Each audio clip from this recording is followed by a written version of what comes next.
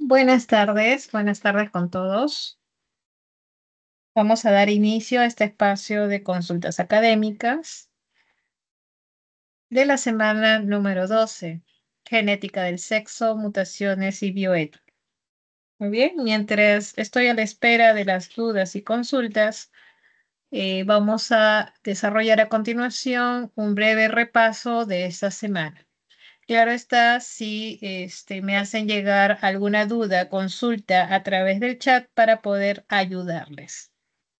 Muy bien, buenas tardes. Estaré atenta a las consultas o dudas que se haya tenido en el desarrollo de estas semanas o semanas anteriores.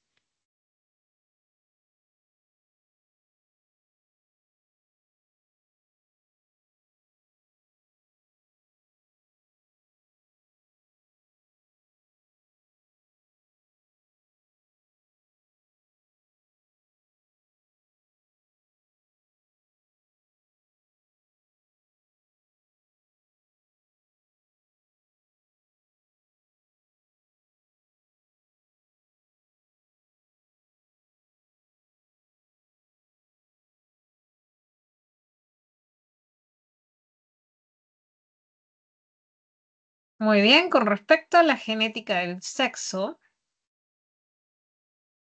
la determinación cromosómica del sexo, esa determinación primaria, se Sí, da al buenas tardes. momento. Buenas tardes. Sí, estoy atenta a tu comentario. Sí, te escucho.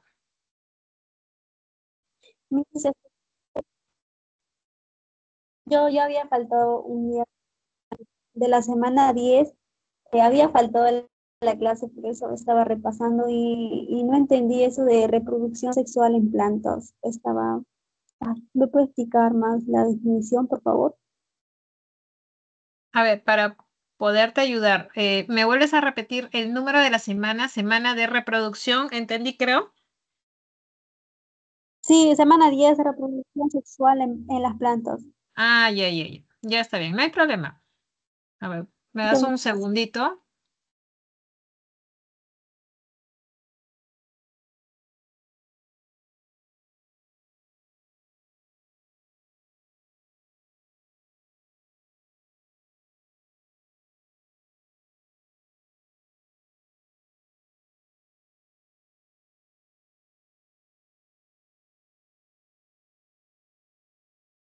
Muy bien, logras visualizar el PPT de la semana 10, ¿cierto? Sí, sí.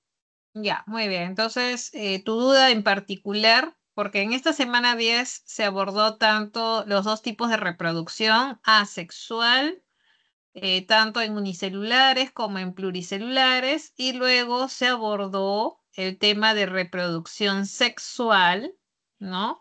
Haciendo hincapié previamente a los conceptos de mitosis y meiosis.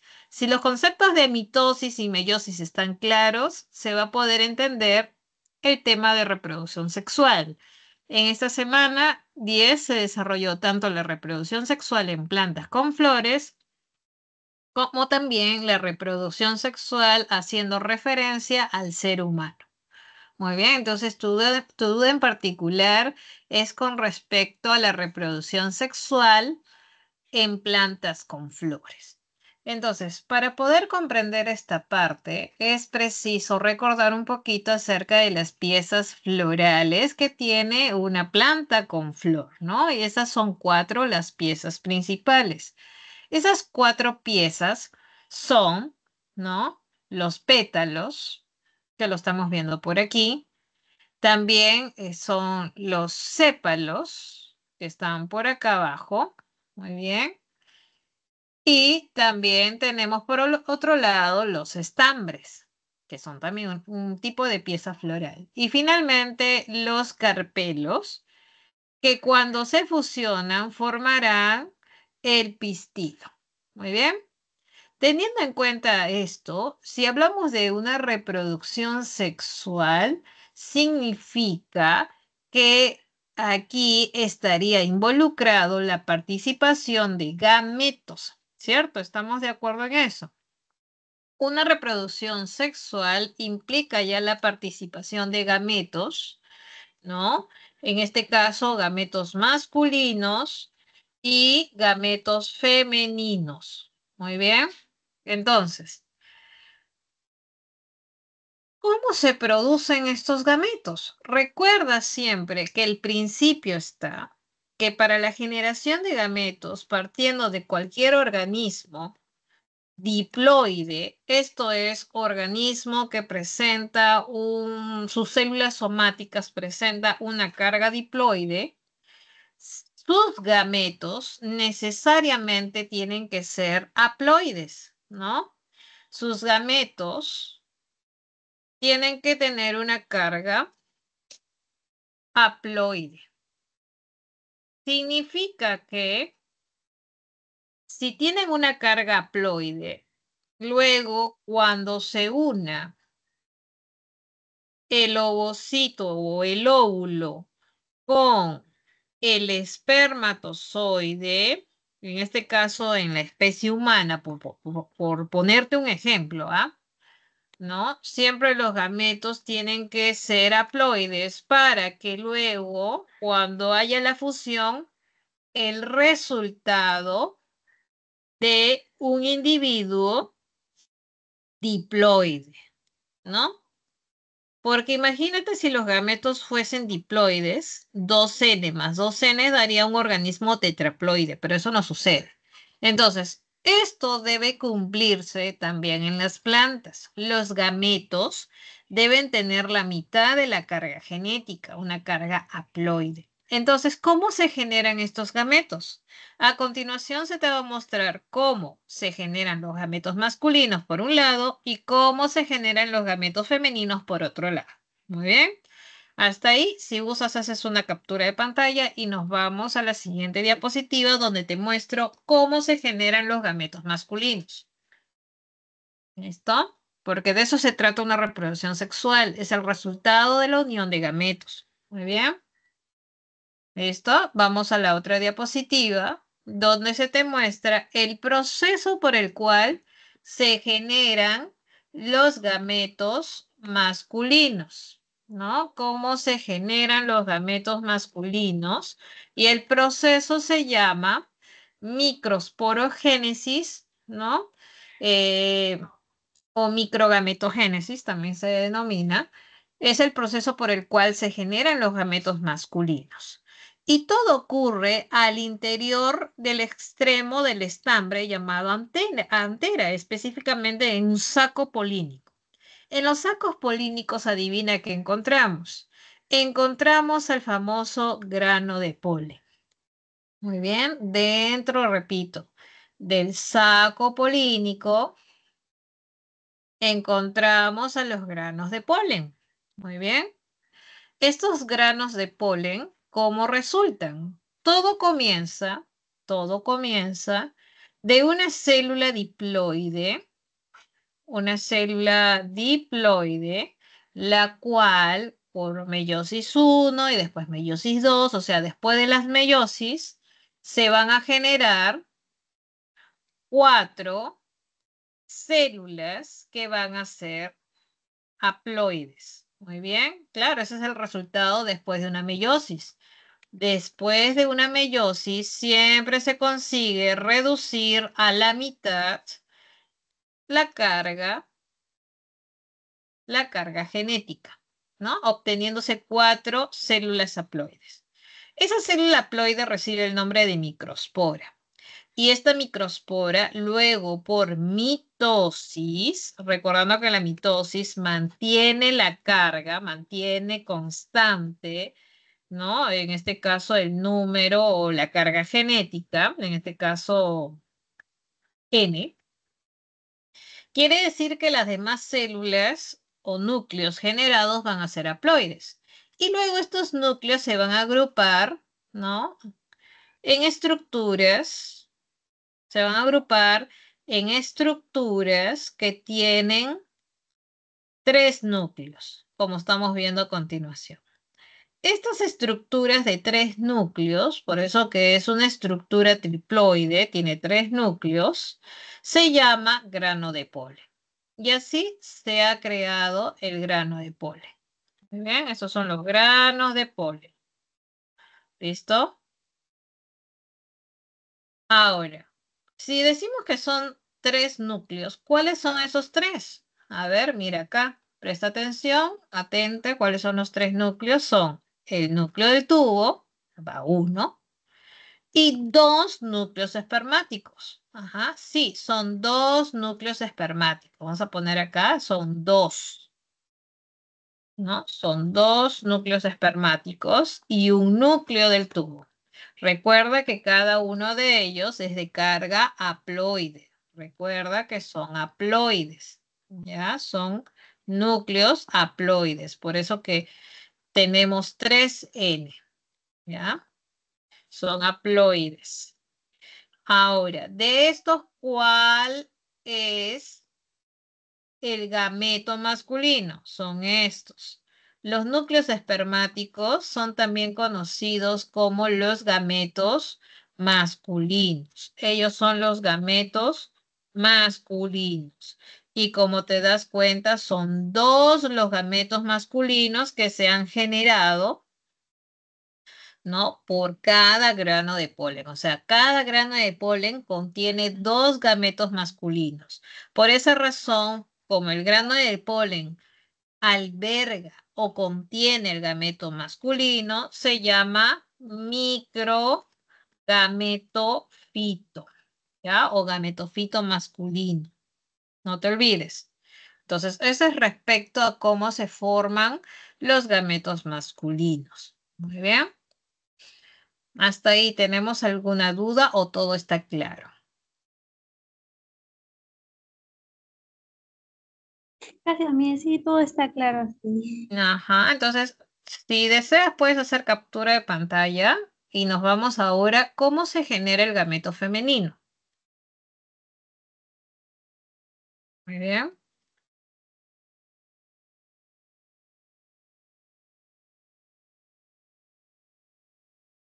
Ya, mis gracias, ya lo hice. Listo, entonces nos vamos a la siguiente diapositiva y ahora el proceso por el cual se genera el gameto femenino es el proceso de megasporogénesis o también conocido como macrogametogénesis.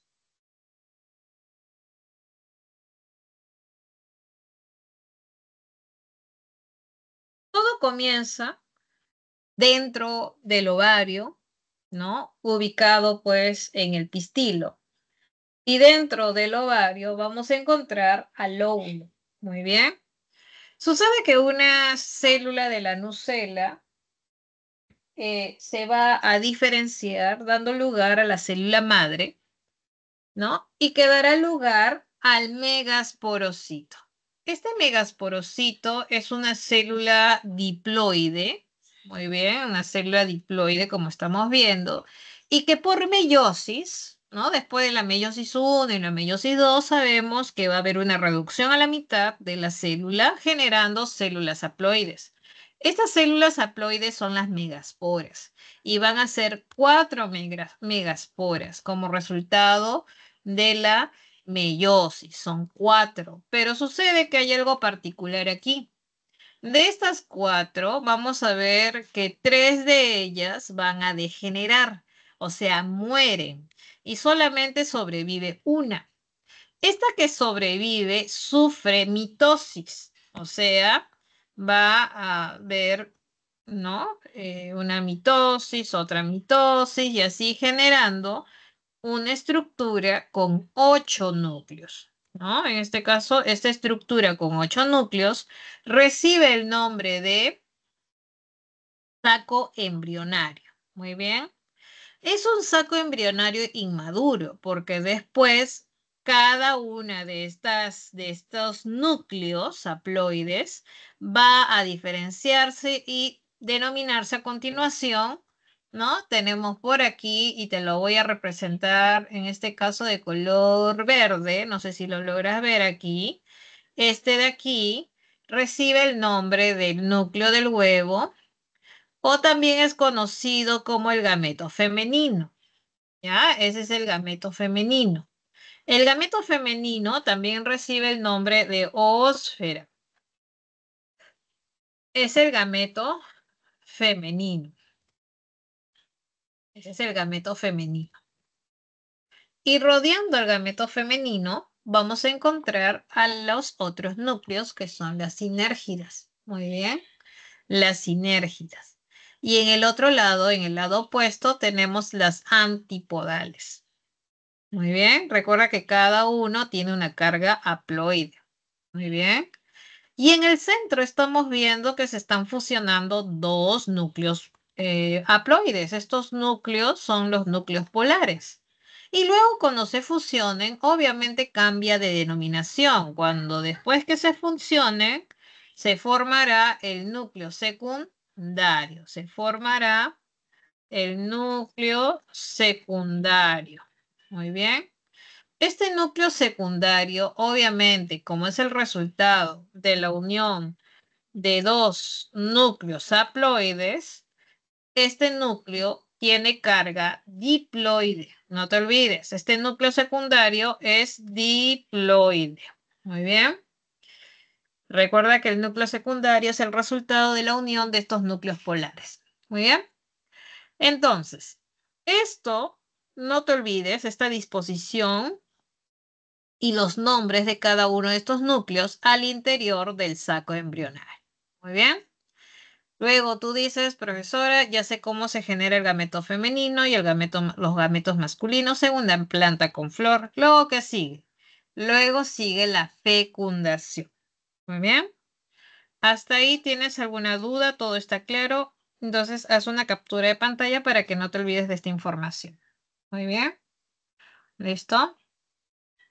Muy bien, chicos, a medida que vamos ingresando, van dejando sus dudas y consultas. Yo estoy absolviendo las dudas de manera ordenada. Estoy comenzando acá con Talia, absolviendo sus dudas. De ahí continúo con la siguiente pregunta, ¿no?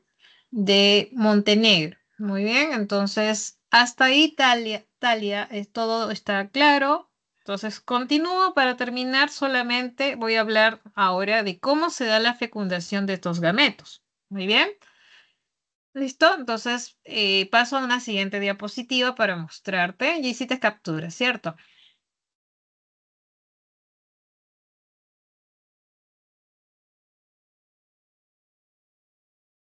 Muy bien, entonces me voy ahora a la diapositiva donde te voy a explicar cómo se da la fecundación de estos gametos femenino y masculino. Muy bien.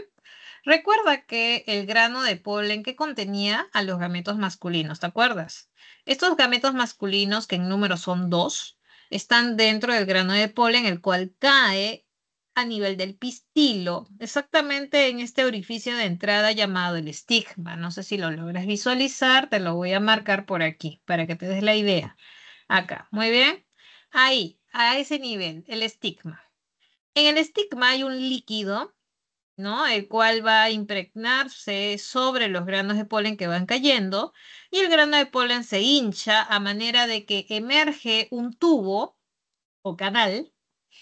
Estamos viendo por acá este tubo o canal llamado el tubo polínico. Por el tubo polínico, ¿no?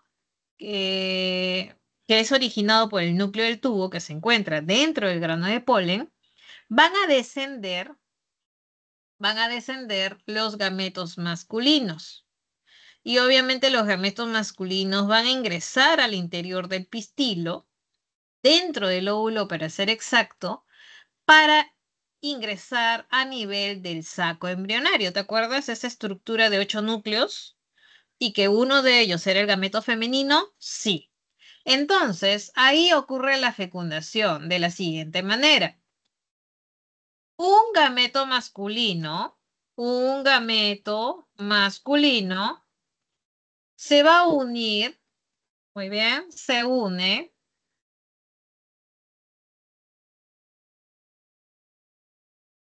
Eran dos, ¿te acuerdas? Un gameto masculino. A ver, voy a achicar un poquito la letra.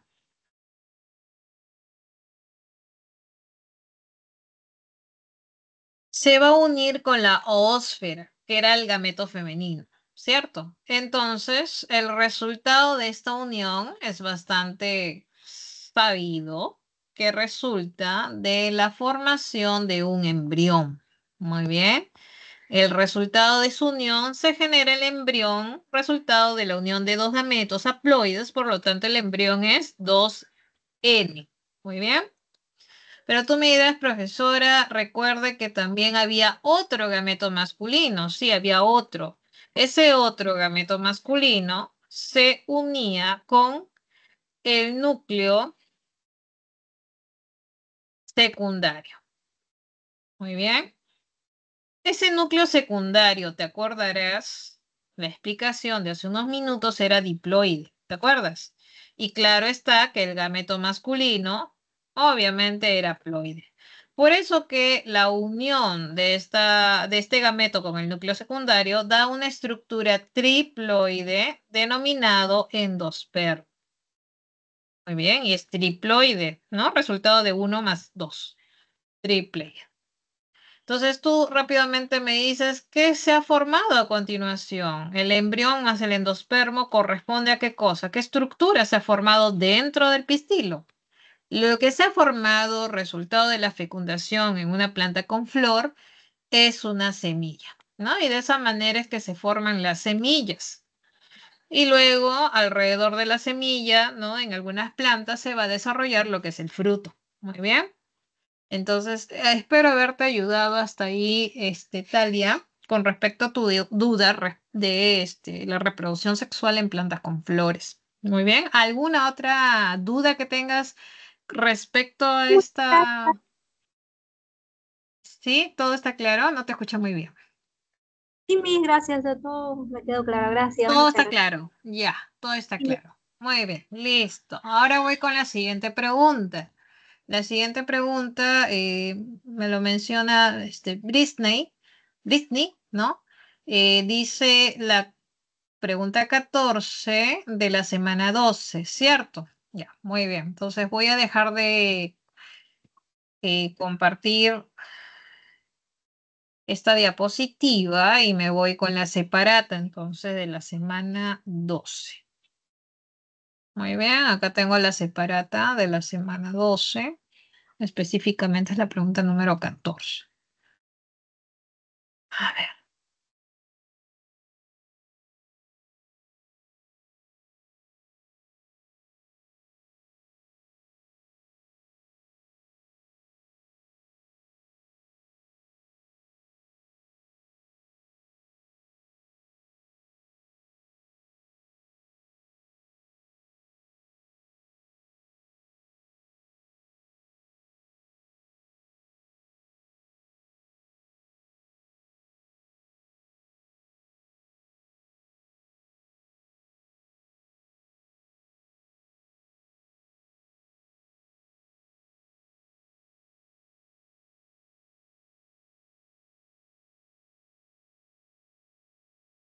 Esta es verdad.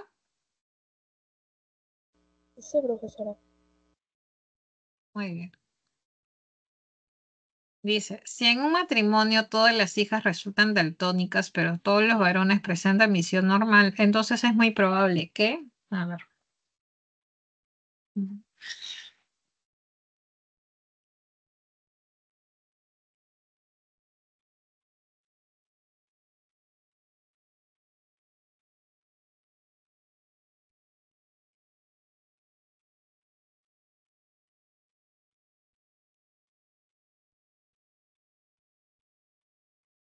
Ujú.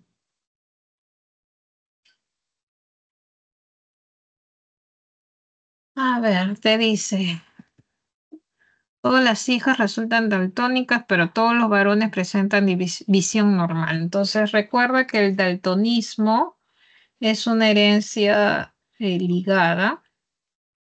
Entonces vamos a hacer un tablerito para poder estimar.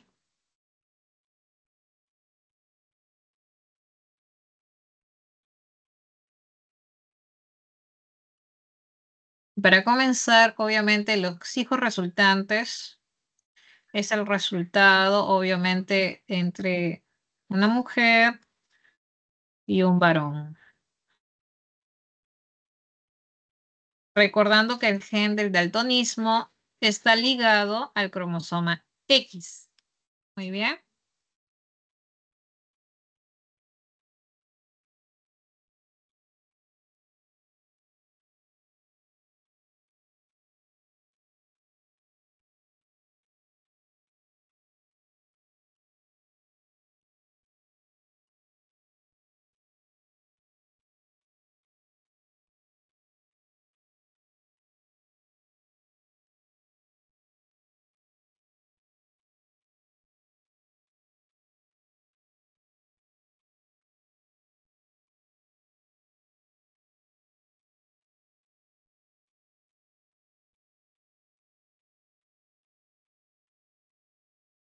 Angie, si tú te quieres quedar, ¿ya?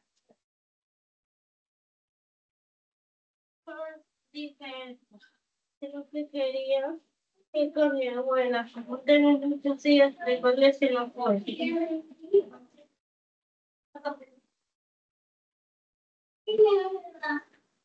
Ya, entonces te dice, pero dice, las hijas resultan daltónicas, pero todos los varones presentan visión normal. Y para que los varones presenten visión normal, el alelo debe ser este, ¿no? Eso representa un genotipo normal, un fenotipo normal. Muy bien. Entonces, si este, a ver,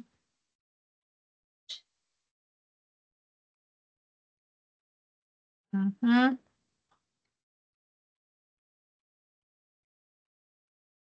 y luego te dice acá las hijas son daltónicas. Ujú. Los varones son normales. Siendo el cromosoma ya, las hijas van a ser daltónicas. Ya, entonces, si el papá ya, allá, entonces así. Entonces, ya sé. Entonces vamos a usar acá el borrador, un borrador ¿Qué chiquito. me cumpliría para una hija, profesora, me parece? A ver, aquí sería. Ujú, ya, así sería. Entonces, para que me pueda dar hijas daltónicas, ahí está, necesariamente la mamá tiene que ser portadora, ¿listo? Y para que me dé hijos normales, tiene que ser portadora. Y el papá tiene que dar necesariamente el alelo del daltonismo y mamá también debe aportar su alelo, por eso que ella debe ser portadora, para obtener esta posibilidad, esta descendencia, ¿no? Ya. Recuerda que en cuanto a los descendientes, muy bien. A ver, sería así, así, ¿no? Entonces, estos descendientes varones eh, van a tener que, a ver, vamos a tener aquí entre normales y daltónicos, pero recuerda que en eh, en cada nacimiento se aplica esto, ¿no? A ver, todos los varones, dice acá, van a tener visión normal.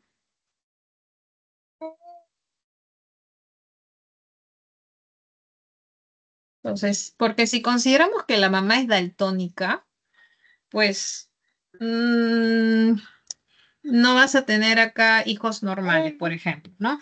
O sea, varones normales. Entonces, no se considera, esta acá no puede ser. Disculpa.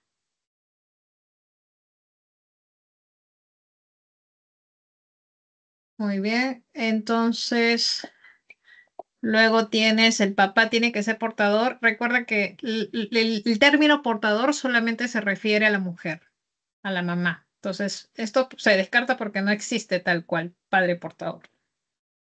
Los dos progenitores son daltónicos, ya te expliqué por qué no, porque si ambos son daltónicos, absolutamente todos sus descendientes serán daltónicos. pero en el problema te dice que los varones van a presentar visión normal. Y luego te dice, ambos padres son portadores. Nuevamente repito, el término portador no se aplica a los varones, solamente a las mujeres. Por eso que te dice por acá, es muy probable que el padre sea daltónico. Muy bien. Y esa sería la respuesta. Muy bien. Ahí, Britney, ¿te logré ayudar? ¿Alguna duda? Sí, profesora, pero más que nada confundí porque dice todos los varones presentan visión normal, pero es probabilidad nomás, digo. Es probabilidad. Ajá. Porque recuerda que en cada nacimiento, ¿no? Puede ser que de repente en todos los nacimientos de que tenga esta persona, este matrimonio, da la casualidad que sus hijos varones sean normales. Pero eventualmente, claro, tú sabes que en los matrimonios tendrán uno, dos, tres hijos, ¿no? No, no más. ¿No? Entonces, y la suerte, pues, ¿no? La probabilidad de que sus hijos varones son de visión normal, ¿no? Pero que también tengan hijas daltónicas, eso da a entender que necesariamente la mamá tiene que ser portadora, ¿no? Sí, profesora, gracias. Muy bien. A ver, daltónica, ya, bueno, eso se va a revisar en esta semana 12 acerca de la genética del sexo. Mira, te voy a mostrar así muy rápidamente. Recuerden, chicas, chicos, vayan colocando sus dudas, consultas en el chat para yo ir desarrollando. Por ejemplo, Italia me pregunta acerca de los daltónicos. Voy a cerrar un ratito esto para mostrarles justamente lo que se va a desarrollar en esta semana, que corresponde a la genética del sexo. Muy bien. Pues en esta semana se va a ver justamente una modalidad, un tipo de herencia, ¿no? Que no sigue un patrón mendeliano. Y esa es la genética del sexo. Todo se remonta justamente a la época de Thomas Morgan, donde él determina, observa que la herencia, por ejemplo, de una característica que es el color de los ojos en la mosquita de la fruta, no seguía el patrón mendeliano. ¿No? Entonces, como no seguía el patrón mendeliano, dice, ¿de qué manera entonces hace sus experimentos y luego ve que la herencia está determinada, está ligada al sexo, ¿no? La herencia sobre todo el color de sus ojos. Bueno, estudios posteriores, pues luego, ¿no? Con los años, se determina que muchas de estas herencias están determinadas o los genes ubicados en los cromosomas sexuales van a seguir un patrón de herencia muy diferente, ¿no? Y es así que se va a estudiar, por ejemplo, la herencia ligada, un ejemplo, la hemofilia, otro ejemplo, el daltonismo, ¿no? Y ahí donde pregunta, por ejemplo, Talia acerca de los daltónicos, recuerda que el daltonismo es un carácter ginándrico. ¿Qué significa? El gen se encuentra en el cromosoma X, específicamente ¿en dónde? En una región llamada región diferencial. Profesores, ¿qué es la región diferencial? Sucede que, si bien recordarás, semanas atrás, cuando se habló de los cromosomas homólogos, ¿te acuerdas que el cromosoma homólogo, por ejemplo, el cromosoma 1, tiene otra contraparte que es el otro cromosoma 1? Recuerda que tenemos 23 pares, ¿no? Y ahora sabes por qué son 23 pares, porque están por pares. Y el cromosoma, el par 1, uno de ellos es de papá y el otro es de mamá. Estos son cromosomas homólogos, ¿por qué? Porque tienen los mismos genes y son los únicos que pueden recombinar o realizar crossing over. Y para el caso del par 23, los cromosomas X y Y van a tener un segmento homólogo y un segmento que no es homólogo, que no tiene una contraparte. Esta región o segmento se llama diferencial, o sea que son genes que van a estar exclusivos en ese cromosoma. Es así que vamos a encontrar en el cromosoma X y en el cromosoma Y una región homóloga. Esto es una región similar donde encontramos los mismos genes, pero también vamos a encontrar una región diferencial que es exclusiva de cada cromosoma. Es así que, por ejemplo, en el caso de la hemofilia y en el caso del daltonismo, sus genes se encuentran en las regiones diferencial del cromosoma X, ¿no? Por eso que se dice que es un carácter ginándrico, ¿no? Determinado en este caso por un gen recesivo, ¿no? Y también va para la hemofilia. Y sucede que el daltonismo viene a ser la incapacidad de poder ver ciertos colores. Claro, por ejemplo, el más conocido es el rojo y el verde, pero también existen otros tipos de daltonismo, no necesariamente involucrado el rojo y el verde, también hay otro que tiene que ver con el azul, el amarillo, entre otros. Por ejemplo, existe un test llamado el test de Ichihara que te permite determinar qué tipo de daltonismo presentas. Muy bien. A ver, el genoma te dice ahí, pregunta Brisny, profesor, el genoma es todo el genotipo de una persona. El genoma viene a ser toda la información genética, por decirlo así, que se encuentra pues en el núcleo. Tú sabes que en el núcleo encontramos material genético, también en las mitocondrias y en el caso de las células vegetales también en sus plastidios. Y toda esa información es el genoma. El genotipo más que nada viene a ser pues también, o sea, una representación más que nada de a ver, es la constitución genética. A ver, ¿cómo te lo explico? Déjame buscar una imagen. A ver,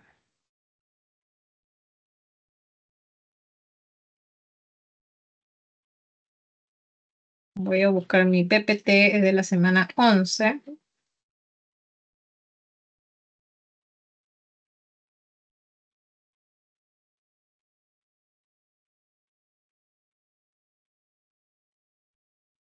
Profesora, buenas tardes.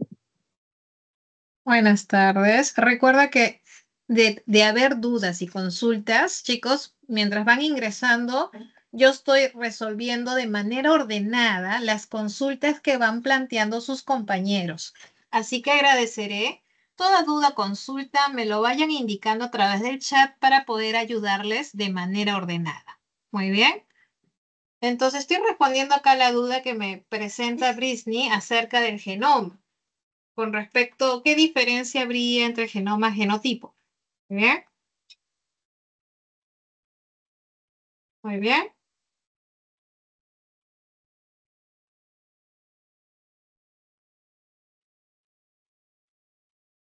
muy bien. Entonces, eh, cuando hablamos de ese conjunto de genes, ¿no? De una especie repartidos, pues, entre el núcleo, la mitocondrias, en el caso de la célula animal, en el caso de la célula vegetal, unido más el ADN incluido en los plastidios, corresponde todo ese conjunto al genoma. Muy bien. Y bueno, cuando hablamos de genotipo, vendría a ser algo como que el conjunto único de todos los genes del organismo en un solo individuo. Muy bien. Espero que me hayas comprendido esa parte entre genoma y genotipo. Muy bien, recuerda que el genoma es el conjunto de genes de un organismo. En cambio, el genotipo es un conjunto único de todos los genes del organismo, ¿no? ¿No? Del organismo individual. Ahora, recuerda que el genotipo, muy bien, este genotipo va a estar influenciado por el medio ambiente. Muy bien. Y el resultado justamente viene a ser el fenotipo, que es lo que podemos observar, son las características observables. Muy bien. Con respecto al ejercicio 14, lo acabo de explicar. A ver, el ejercicio 14 de esta semana lo acabo de explicar. Lo explicaré nuevamente. A ver, chicos. Muy bien. Si hay alguna otra consulta, chicos, para quienes están ingresando, me van indicando las dudas y consultas. De manera ordenada estoy procediendo a desarrollarlas, ¿no? Por ejemplo, aquí otra vez Frank me indica que tiene dudas en el ejercicio 14. Yo acabo de desarrollarlo. Igual voy a nuevamente presentarles. Acá está. este ejercicio 14.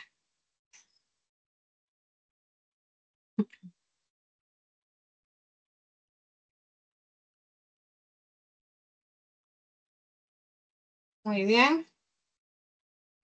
A ver, chicos, para quienes están uniendo a la reunión, por favor, indicar a través del chat las dudas y consultas para yo poder ayudarlos. Muy bien, voy a desarrollar de nuevo el problema 14 a pedido de Frank. Muy bien. Listo, entonces te dice, esta es, ¿no, Frank? La pregunta 14 de la semana 12, ¿no? De esta semana. Ya.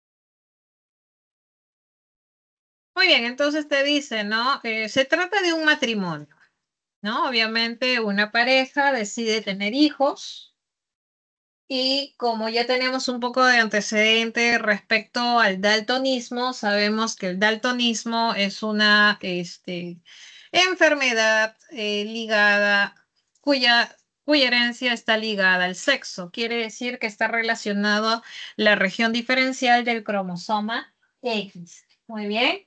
Entonces, como está relacionada al cromosoma X, muy bien, lo voy a representar de la siguiente manera. Muy bien, tenemos a mamá por un lado, cuya representación viene a ser de la siguiente manera. La mujer va a tener 2 cromosomas X y el varón va a presentar un cromosoma X y el otro es el Y. Pero realmente el Y no me va a dar información porque como es una enfermedad cuya herencia está ligada al sexo, el gen se ubica en el cromosoma X. Por lo tanto, si te dice que los descendientes que van a ser hijos e hijas, acá están las hijas, la representación de su genotipo, de las hijas, y acá están los varones, los hijos varones, ¿no? Te dice que los hijos varones, dice que van a nacer, van a presentar visión normal, presentan visión normal, o sea, presentan el alelo normal, que es este. Y te dice que las hijas van a ser daltónicas, ¿ya? Entonces, te dice que van a ser daltónicas. Entonces, si basta que una de ellas sea daltónica para deducir que necesariamente el papá debe dar el alelo del daltonismo, necesariamente. Para que una de ellas sea daltónica, necesariamente el papá da el alelo del daltonismo. Entonces, y si una de ellas, o al menos, ¿no? Se obtienen hijas daltónicas, significa que mamá también necesariamente tiene que dar un alelo del daltonismo. ¿Ya? Ahora, si mamá fuera totalmente, o sea, daltónica, o sea, contribuyendo que sus 2 cromosomas tienen el alelo, diríamos pues de que todos sus hijos serán daltónicos, pero te dice que hay varones que van a presentar visión normal, entonces necesariamente acá la mamá tiene que aportar el alelo normal. Entonces decimos que la mamá tiene que ser portadora y el papá daltónico. Muy bien, entonces, ¿qué te dice? Es muy probable, es muy probable que la mamá sea daltónica. No, como te digo, si fuese daltónica, todos los hijos serán también daltónicos. Pero ahí te dicen el problema que los varones tienen visión normal. Entonces descartas esta. Luego te dice, el papá es portador. Recuerda que el término portador solamente aplica a la mujer. Muy bien, entonces esto se descarta automáticamente. Luego te dice que el padre sea daltónico, ¿sí? Luego, ¿qué te dice la D? Los dos progenitores son daltónicos, ya te dije, si los dos son daltónicos, todos sus hijos son daltónicos. Esto no es. Y que ambos padres sean portadores, repito, el término portador solamente se aplica a la mujer. Entonces, también se descarta esto en automático. Por eso que la clave de la 14, como ya había mencionado previamente, está en la C. Muy bien. ¿Listo?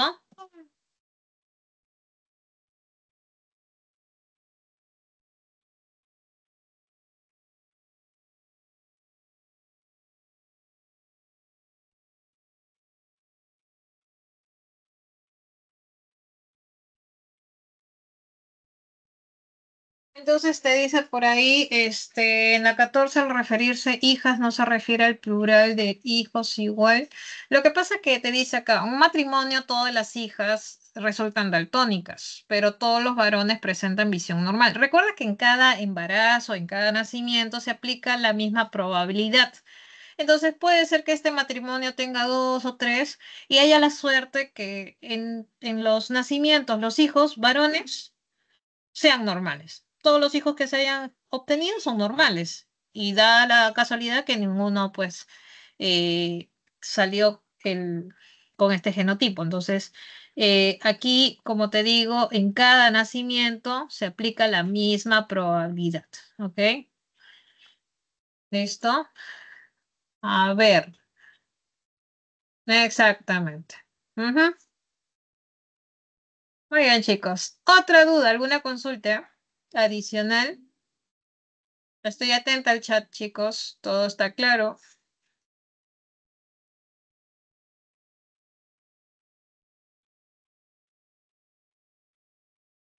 Muy bien, entonces hasta que ustedes me planteen alguna duda, te voy a presentar justamente lo que esta semana se está desarrollando. Muy bien. Bueno, ahí otra vez la duda con respecto, vuelvo a repetir esta parte que ya me habían consultado con respecto a genoma, genotipo y cariotipo, lo vuelvo a mencionar. Ahí, ¿quién levantó la manito? Creo que la duda de genoma, genotipo y cariotipo, ¿cierto? Ya. A ver, te voy a mostrar la imagen.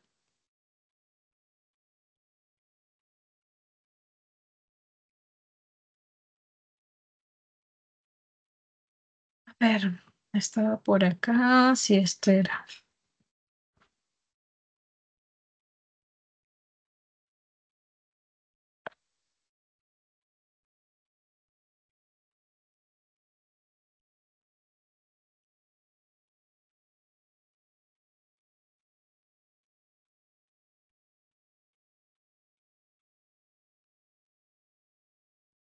A ver,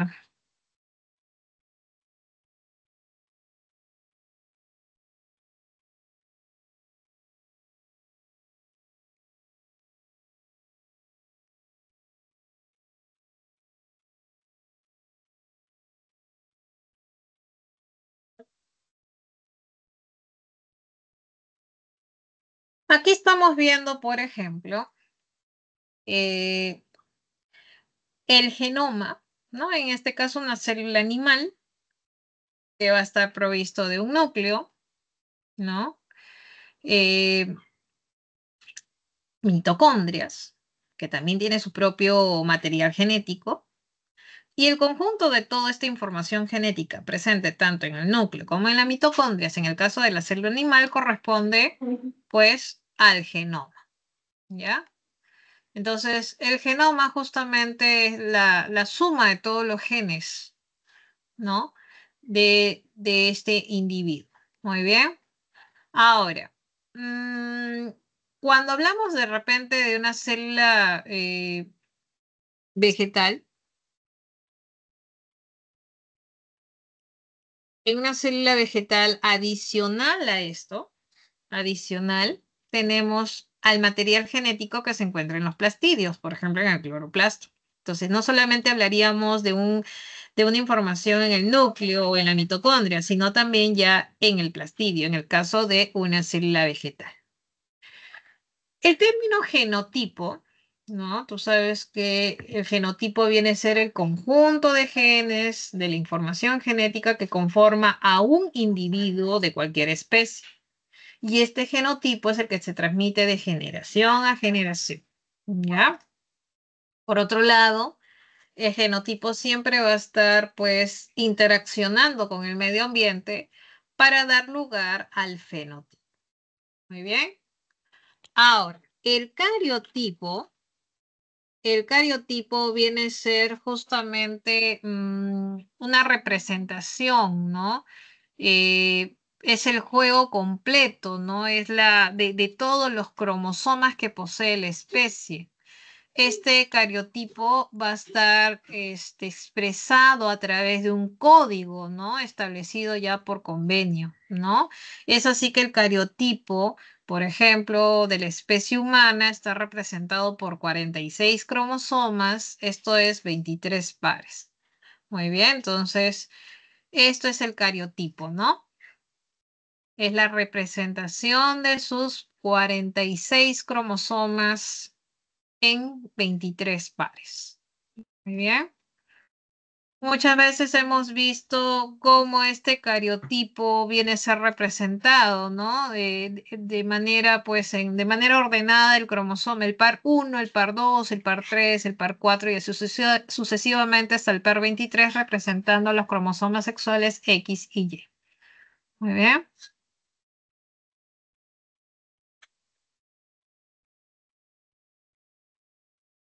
A ver. A ver.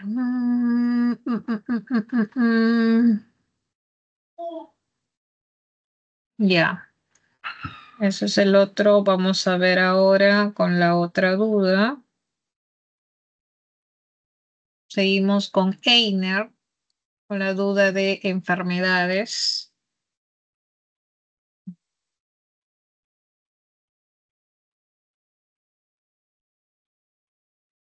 Muy bien. Y con respecto a las enfermedades, bueno, es necesario precisarte algo, ¿no? Cuando hablamos de la genética, en este caso, este espacio o esta semana corresponde a la genética del sexo. Quiere decir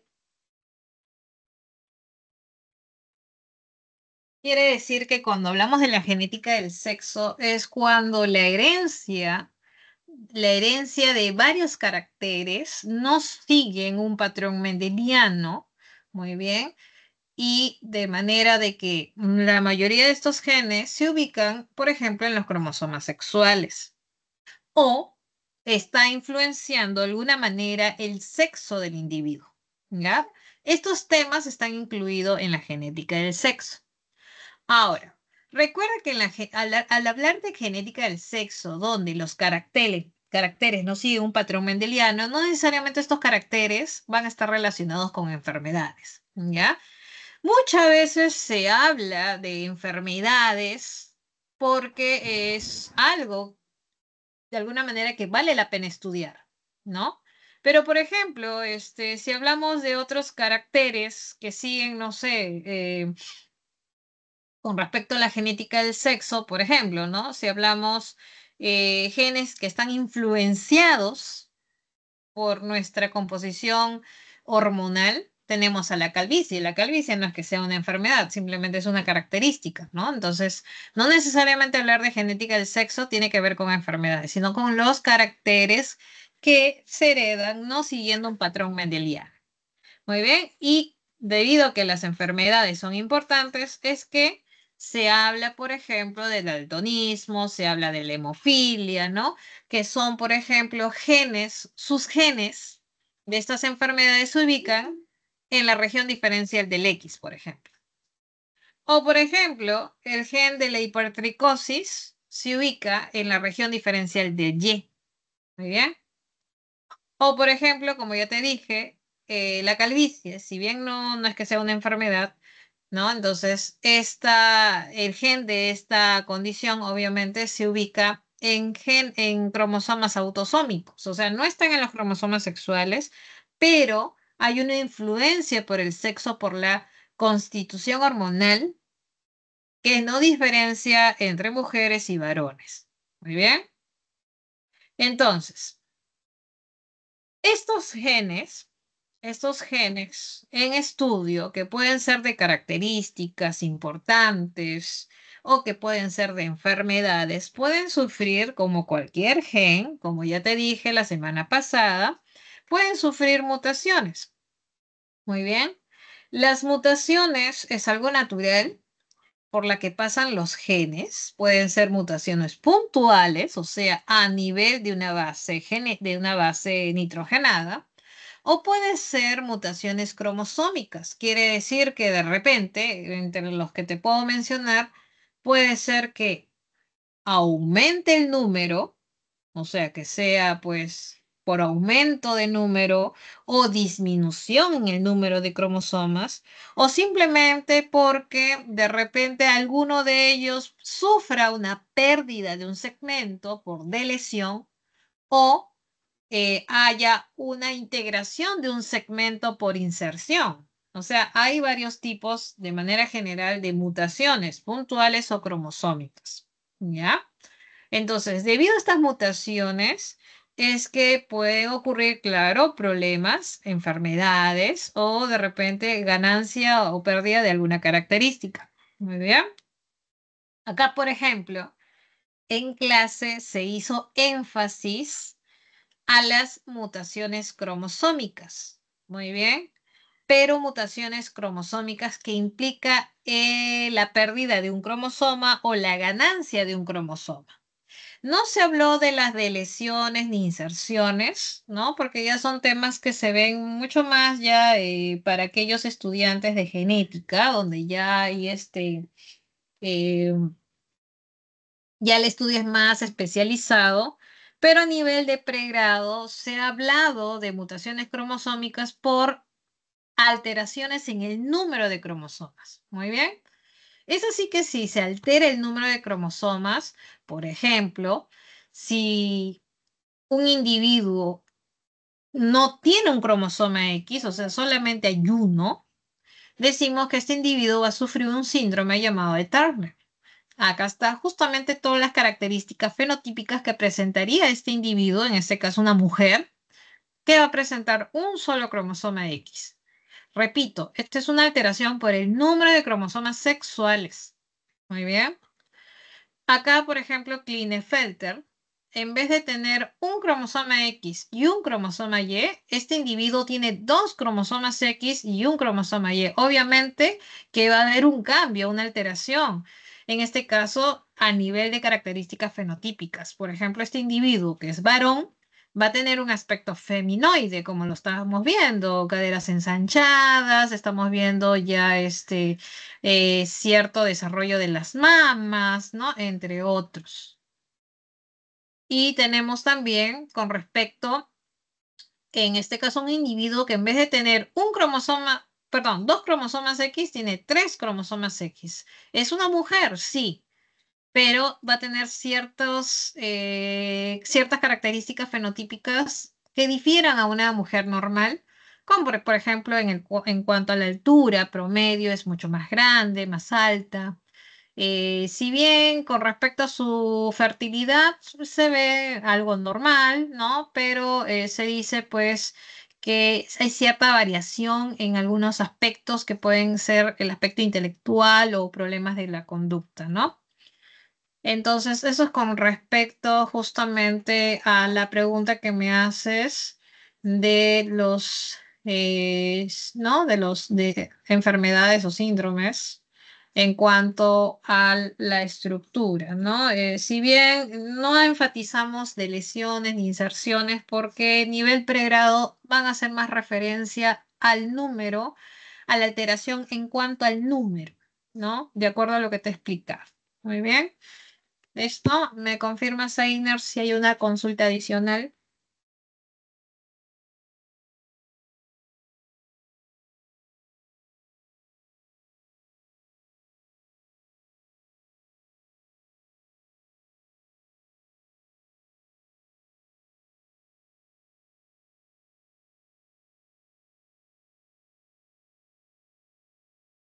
Muy bien. Entonces, continúo con, a ver, la pregunta de Luis. Ajá, ya. La pregunta que, Luis, voy a descargar tu pregunta. A ver, me das un minuto, voy a descargar la pregunta.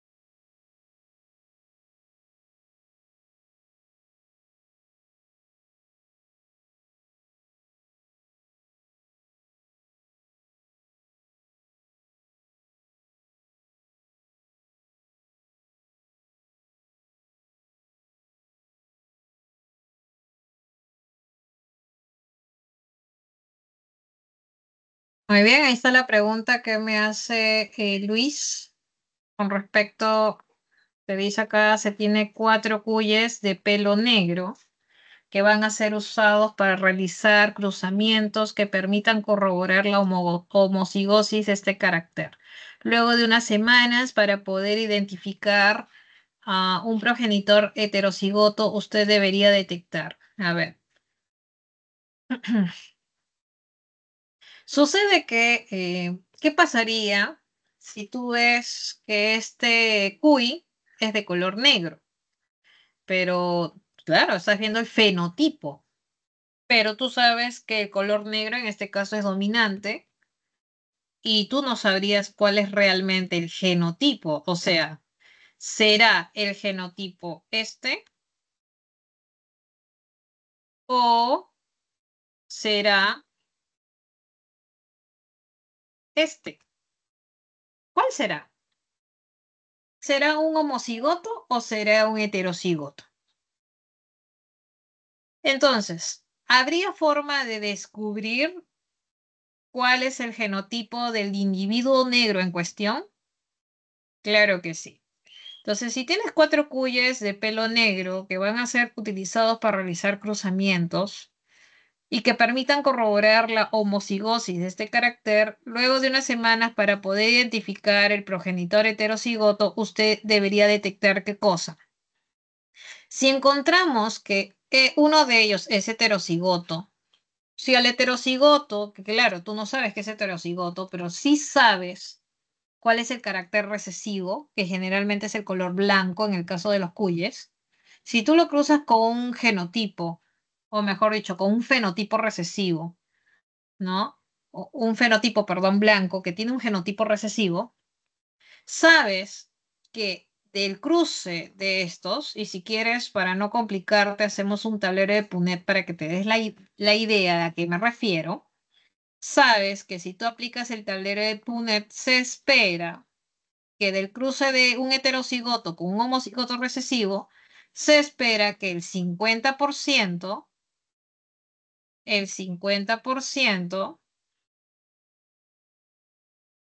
¿no?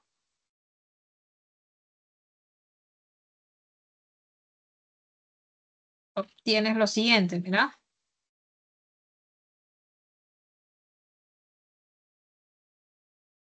O sea, el 50% va a ser de color negro y el 50% de color blanco. Siempre se cumple esto cuando un homocigoto se cruza con un heterocigoto.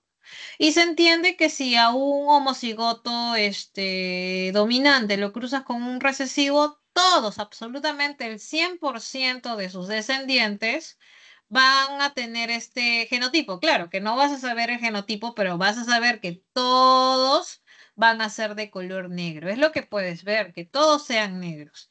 En cambio, si tienes este individuo, encuentras a este heterocigoto, no vas a saber los genotipos, pero sí vas a saber que el 50% van a ser negros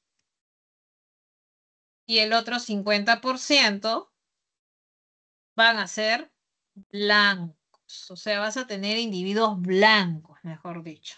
Muy bien. Entonces, luego de unas semanas para poder identificar el progenitor heterocigoto, usted debería detectar, a ver, el 100% de descendientes de pelo blanco, el 100% de descendientes de pelo negro, una proporción de 3:1 entre fenotipo pelo negro, al menos un descendiente de pelo blanco, el 50% de descendientes de pelo blanco con manchas negras, no. Al menos, entonces la respuesta sería al menos un descendiente de pelo blanco. Esa sería justamente la respuesta. Muy bien. ¿Listo? Ahí respondí la duda de Luis.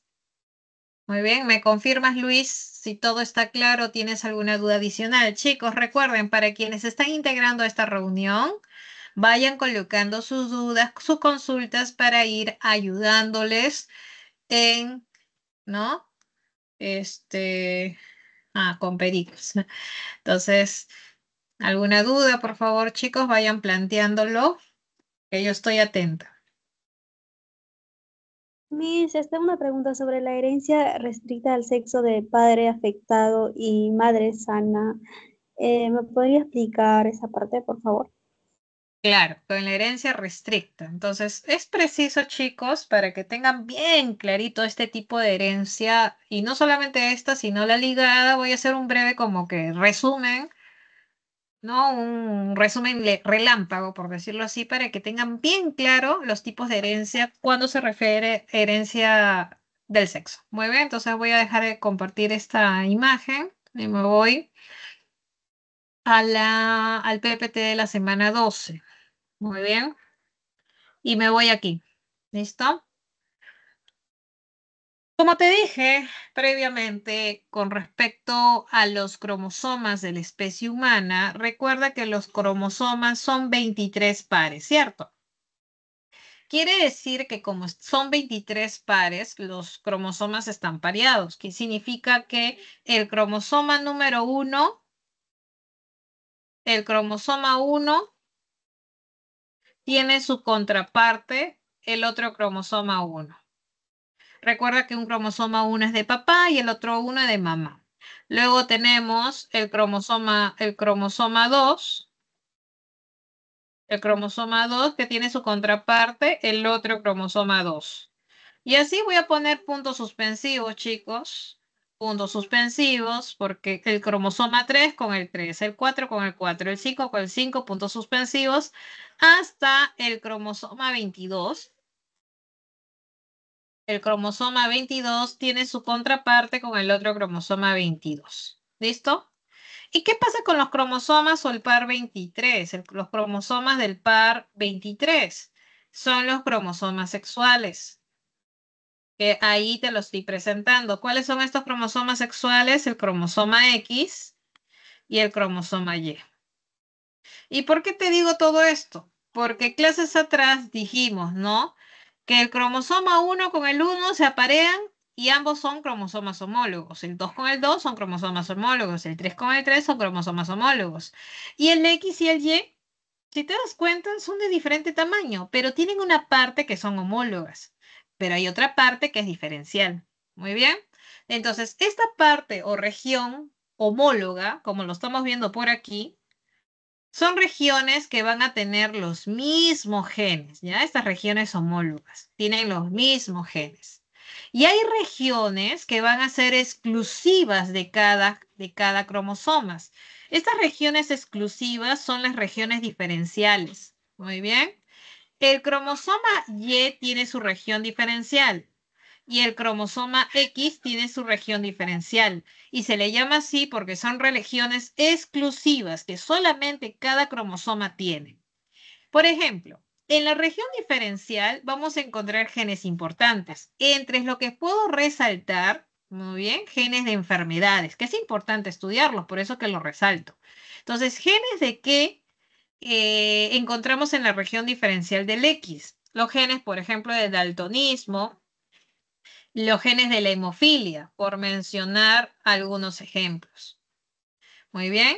Entonces, en esta región diferencial, estos genes van a seguir un tipo de herencia llamada herencia ligada al sexo.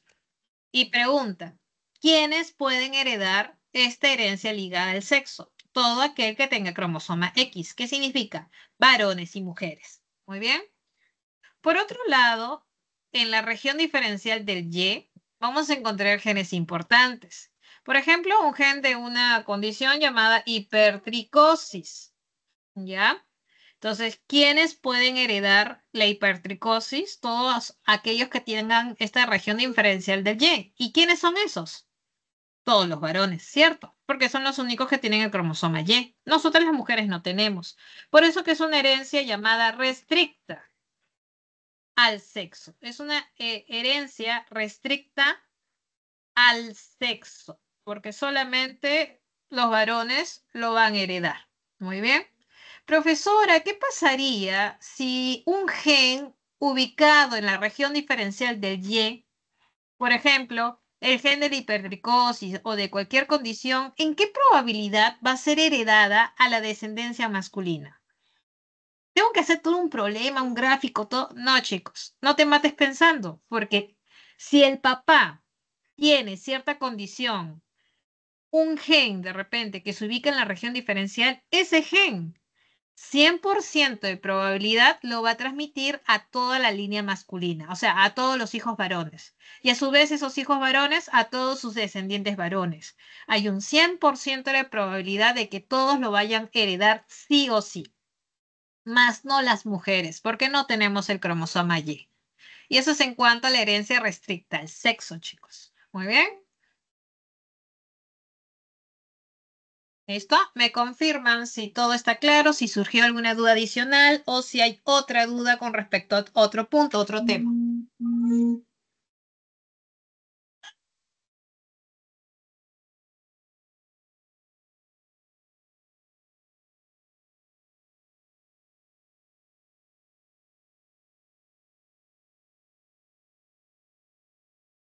Muy bien, ¿todo está claro entonces?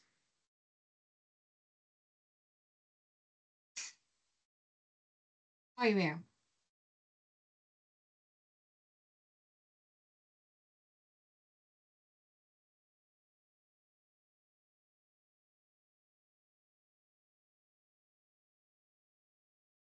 Muy bien, chicos. Entonces, a medida que de repente por ahí alguno tenga otra duda, voy mostrándoles entonces estos ejemplos para cada caso de herencia ligada y herencia restricta. Muy bien. Hasta aquí. Entonces, si alguno desea hacer captura, proceda porque voy a borrar o cerrar el programita y se desaparece. Ah, ya, los gonosomas. Ya, muy buena pregunta.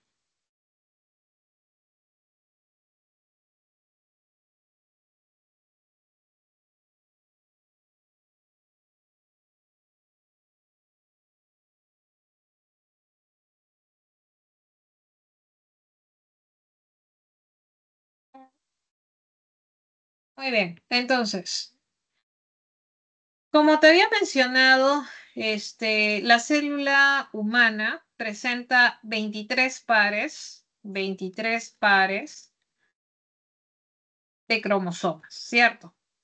Estos 23 pares hace un total de 46 cromosomas, ¿cierto? ¿Y por qué muchas veces decimos, los 23 pares? Porque están pareados, como te dije. Cromosoma 1, en este caso de papá, y el otro cromosoma 1 de mamá. Muy bien. Entonces están pareados el 1 con el 1, el 2 con el 2, el 3 con el 3, y así tenemos hasta el cromosoma 22. Del 1 al 22 se le llaman los cromosomas autosómicos. Muy bien, estos son los cromosomas autosómicos. ¿Listo? Y el cromosoma sexual o el par 23 se le llama cromosoma sexual o simplemente son los gonosomas. ¿Listo? Esos son los gonosomas. Los cromosomas sexuales. Muy bien.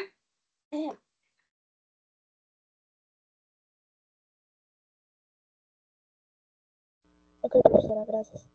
Ok, muy bien. ¿Alguna otra consulta, chicos?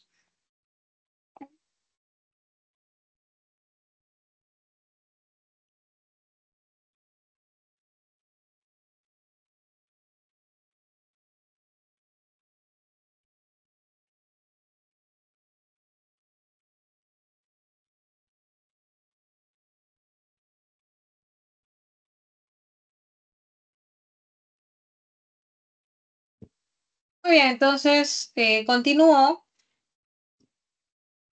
Voy a cerrar esta parte. Imagino que habrán hecho captura para quienes desean de repente tener esta información y habrán hecho la captura. Cierro. Y como ya te había explicado acerca de los tipos de herencia que se habla en genética del sexo, ¿no? Recordar que si el gen se ubica en la región diferencial del X, se determina pues la herencia ligada. O en ejemplo, en humanos, un ejemplo de un gen importante es un gen de una enfermedad llamada hemofilia. La hemofilia es esa incapacidad de coagular correctamente la sangre debido a la mutación de algunos genes involucrados en la coagulación. Y es así que en el ser humano, el gen se ubica en la región diferencial del X. Por eso que estamos viendo que el gen lo representa sobre el cromosoma X, no sobre el Y, sino sobre el cromosoma X. Para una mujer con coagulación normal, puedes tener estas dos alternativas que te voy a indicar a continuación, ¿no? Una mujer normal puede tener o este genotipo o este genotipo. Ambos genotipos corresponden a una coagulación normal. Claro, muchas veces te van a decir, y es portadora. El genotipo portador es este de aquí. Este de aquí es el genotipo portador. Este de aquí. Muy bien. Ahora, obviamente una mujer que es hemofílica va a presentar este único genotipo que estamos viendo por acá. Y con respecto a ¿los varones son hemofílicos o son normales? Son dos opciones nada más. Son dos tipos de genotipo. No hay mucho que pensar acá. O son normales o son hemofílicos. Porque recuerda que el cromosoma Y no aporta en nada con respecto a este gen. No hay una contraparte, por decirlo así. ¿Ya? Porque el gen se ubica en la región diferencial, no en la homóloga, sino en la región diferencial. Muy bien. Esto es con respecto a la hemofilia. Lo mismo se aplica para el daltonismo. De la misma manera, el gen del daltonismo, voy a pasar a la siguiente.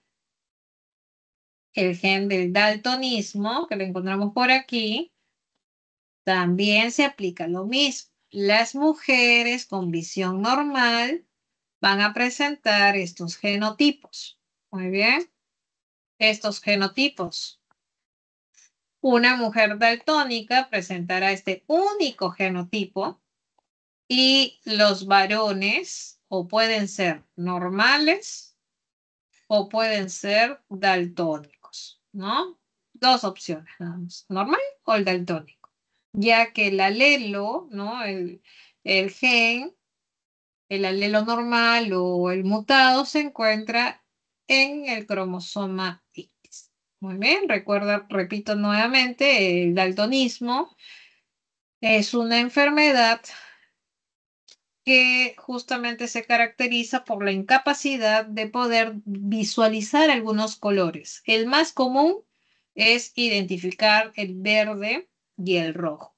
Pero la verdad, si tú habrás escuchado de un test, el test de Ichihara, no solamente encontramos daltónicos para el color verde o rojo, también existen otros tipos de daltónicos que no pueden identificar adecuadamente de repente el amarillo o el azul.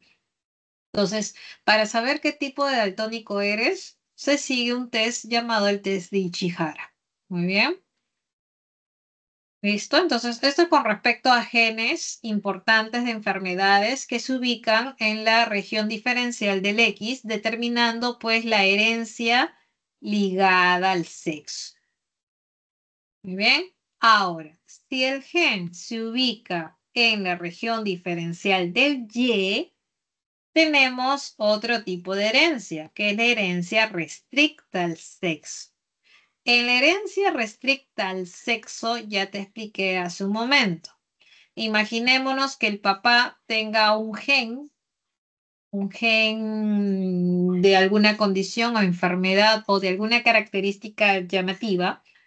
Necesariamente ese gen se va a heredar con 100% de probabilidad en toda su línea masculina. No hay hijo varón que se escape de ese gen. ¿Por qué?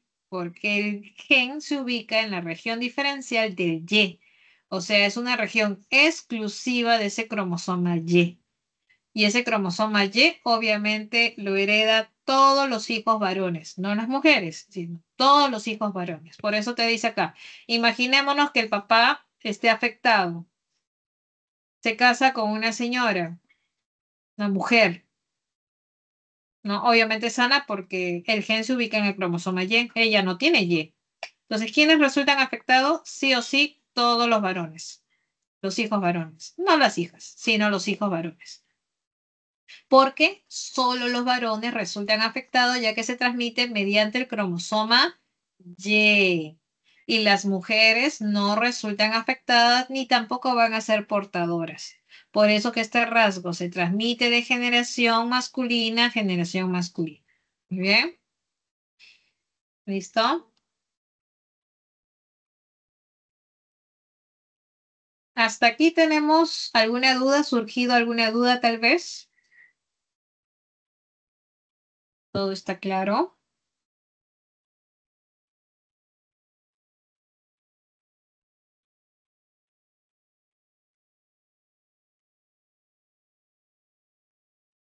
Muy bien, continúo entonces.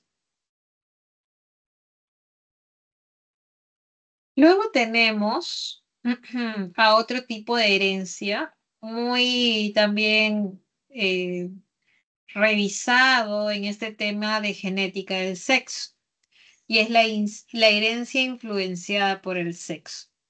A diferencia de la herencia ligada al sexo y la herencia estricta al sexo, donde los genes en cuestión se encuentran en las regiones diferenciales del X y del Y respectivamente, en la herencia influenciada, el gen que sigue este tipo de herencia no se encuentra en los cromosomas sexuales, sino se encuentra en el cromosoma autosómico.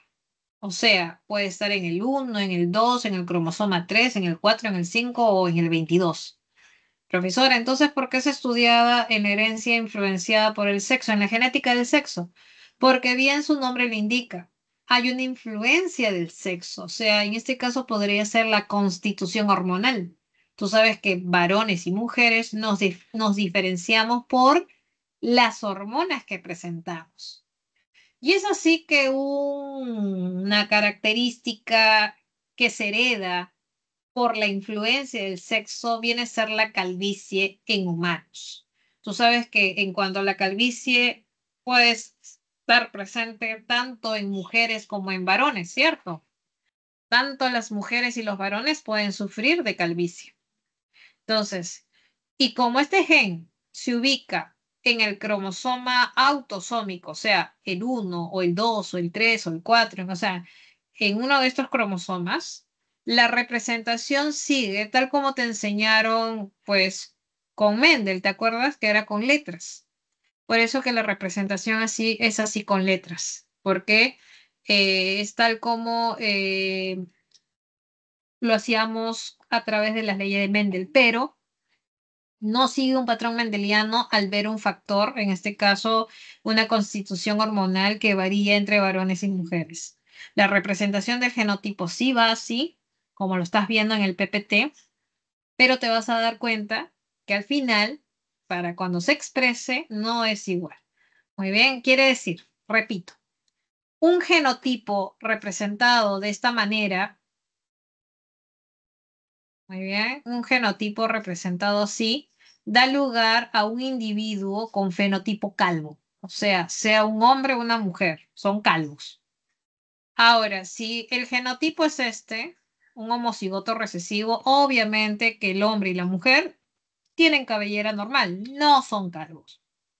Pero ¿qué pasaría si tienen una representación de esta manera, si tienen un genotipo así? Tú dirás, profesora, yo diría que es calvo. Y sí, los hombres son calvos. Pero ¿qué pasa con las mujeres? Las mujeres escapan de esa condición. Las mujeres van a ser normales, profesora, pero ¿por qué? ¿No le corresponde ser calva? Sí, pero debido a una composición hormonal, a su constitución hormonal, las mujeres escapan de esta calvicie. Entonces aquí responsabilidad está en la testosterona para que los varones sean calvos, ¿no? Entonces hay un patrón de calvicie masculina y femenina que está influenciado por el sexo, en este caso por la constitución hormonal, que varía en varones y en mujeres. ¿Ven, chicos? Entonces, repito, esta herencia influenciada, los genes se ubican en los cromosomas autosómicos, no en los cromosomas sexuales. Y se llama influenciada porque hay una influencia por el sexo, ¿no? Tú sabes que hay, por ejemplo, una diferencia en la constitución hormonal varones y mujeres. Muy bien. ¿Alguna consulta adicional para quienes han incorporado a esta reunión? Estoy absolviendo las dudas, consultas de sus compañeros a medida que me van colocando en el chat. Tal vez alguno tenga alguna consulta adicional para ayudarles. Puede ser de esta semana o semanas anteriores, tal vez. Muy bien, si no continúo.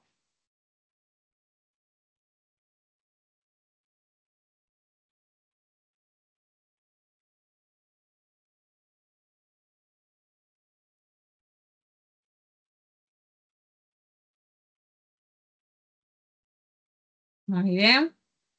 Entonces, hace ay, disculpen. La semana pasada, en esta semana 11, se mencionó que el gen, que era un segmento de ADN, este segmento, el gen, determinaba una característica, una proteína. Y sabemos que los genes son susceptibles a mutar. Y cuando mutan, dan lugar a los alelos o las variantes o alternativas de un gen. Por ejemplo, tenemos acá un gen original que puede dar un producto, imaginémonos, de color azul.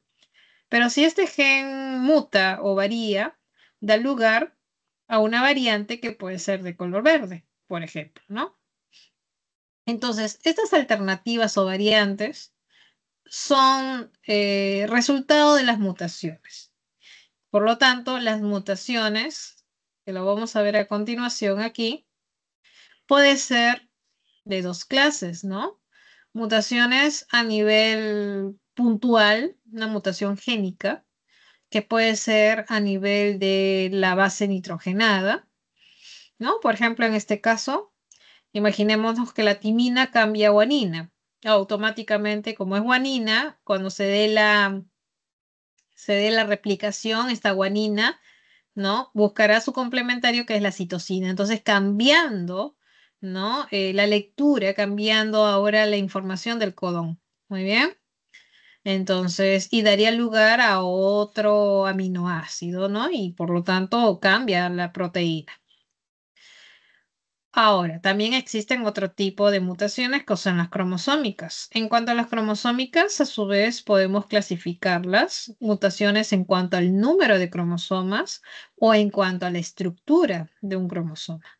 Si es en cuanto al número de cromosomas, quiere decir que si de repente la especie humana sabemos que tienen 46 cromosomas y si hablamos del número, quiere decir que habría una copia adicional o una copia menos, o sea, puede haber 47 o puede haber 45, ¿no?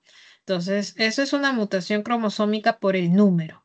Si es por la estructura, decimos que alguno de estos cromosomas sufre una inserción, por ejemplo, quiere decir que se añade un segmento adicional o de repente pierde un segmento llamado de lesión. Muy bien. O de repente el segmento pues sufre una traslocación. No sé, hay diferentes formas de ver cambios a nivel de la estructura de alguno de los cromosomas. Pero con respecto a esto, muy poco se ve a nivel preuniversitario. Más lo que te van a preguntar es acerca de las mutaciones cromosómicas que tienen que ver con el número de cromosomas. Es así que con respecto al número de cromosomas, y acá estamos viendo la representación de los cromosomas llamado cariotipo. Este cariotipo, por un lado, tenemos el cariotipo de una mujer y por otro lado el cariotipo de un varón. ¿Cuál es la diferencia? La diferencia obviamente está a nivel de los cromosomas sexuales. La mujer debe tener 2 cromosomas X y el varón tiene un cromosoma X y un cromosoma Y, ¿cierto?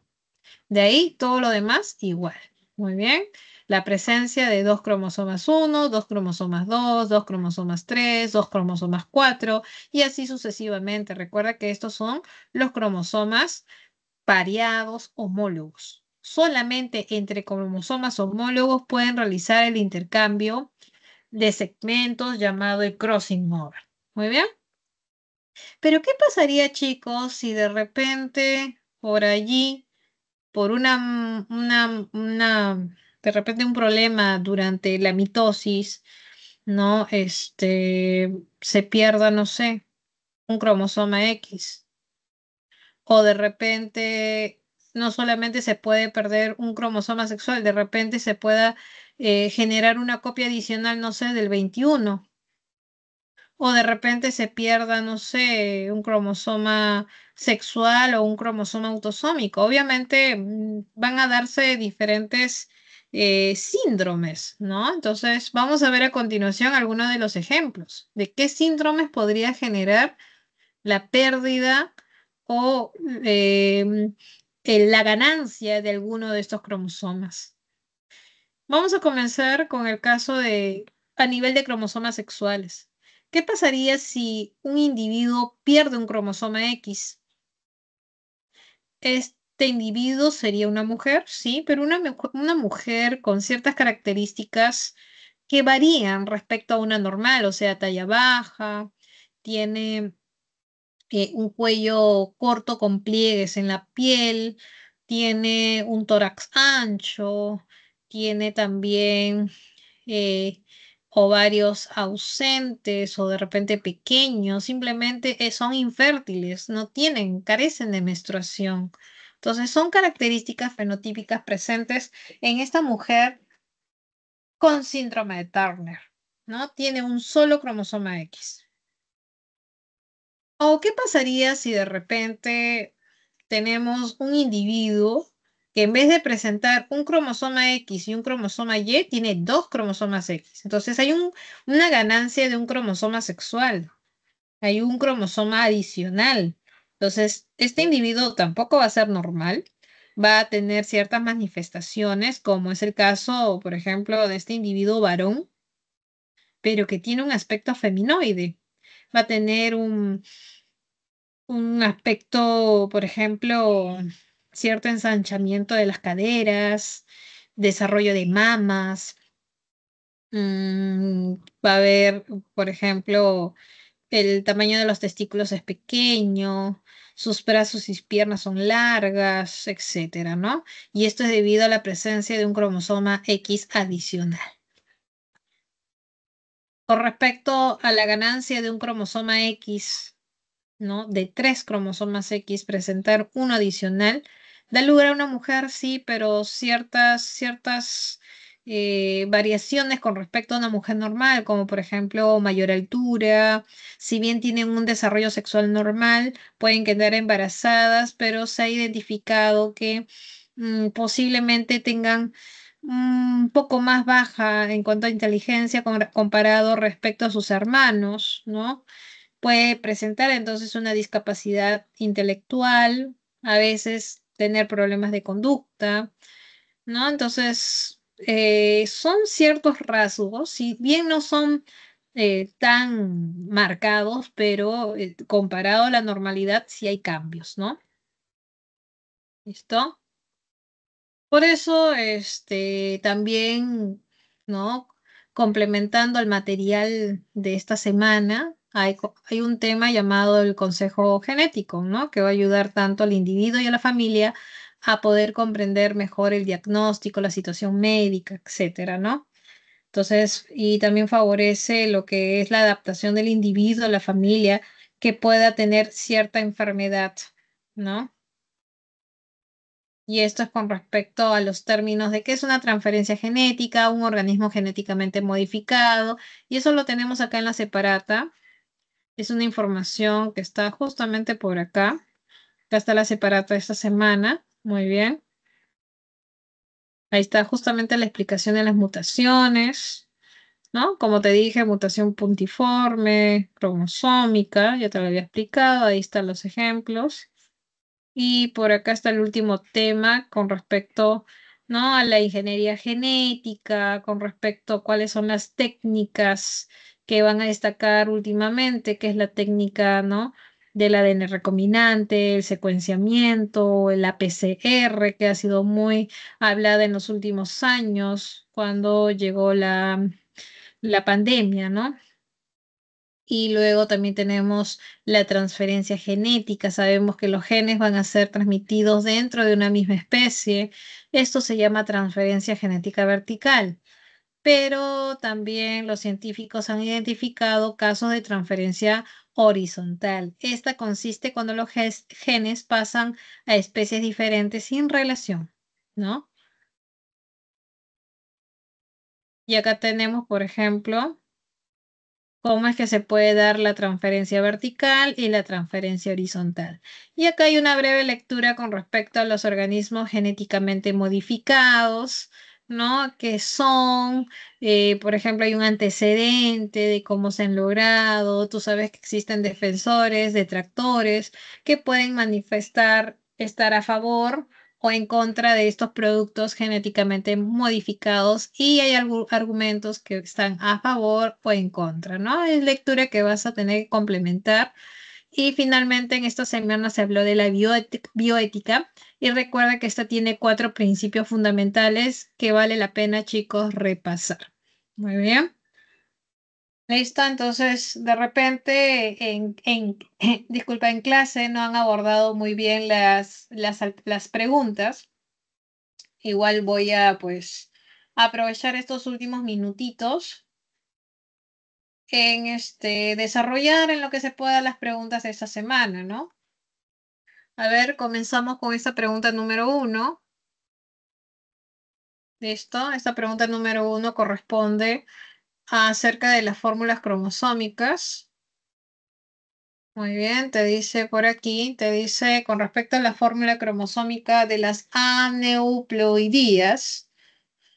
¿No? Determine el valor de verdad o falsedad de las siguientes afirmaciones y elige lo correcto, ¿no? Tú sabes que las anomalías cromosómicas van a ser detectadas en el cariotipo y van a ser expresadas en una fórmula cromosómica. Recuerda que en esta fórmula primero se coloca el número total de cromosomas, luego seguido de los cromosomas sexuales. Por ejemplo, para el varón varón normal, sabemos que la representación o la fórmula cromosómica es 46,XY. Y para la mujer normal, la representación es 46,XX, ¿no? Si hablamos de anomalías en el cromosoma sexual, o por ejemplo, también conocido como gonosomas, tenemos el síndrome de Turner, el síndrome de Klinefelter que hemos hablado y también del síndrome del triple X. ¿Ya? Por eso, a ver, te dice, ¿no? Por ejemplo, te dice la fórmula X, perdón, fórmula 47, XX más 21 Esta corresponde a una alteración de los gonosomas. Recuerda que el término gonosoma se refiere al cromosoma sexual. Estamos hablando que hay una ganancia del cromosoma 21 y el 21 es un autosoma o un cromosoma autosómico. Entonces es falso. En el síndrome de Turner solo hay un solo gonosoma X verdadero, solamente hay un cromosoma X. En la fórmula 47,XXY corresponde a una mujer con síndrome de Klinefelter o es un varón. Entonces es falso, ¿no? Y luego te dice, ¿no? Mujeres con fórmula 47,XX corresponde a un síndrome de superhembra. Ajá, eso es verdadero. Por eso que la pregunta número 1, imagino que ustedes al desarrollar en clase dio la E. Muy bien. ¿Listo? Y luego tenemos la siguiente pregunta.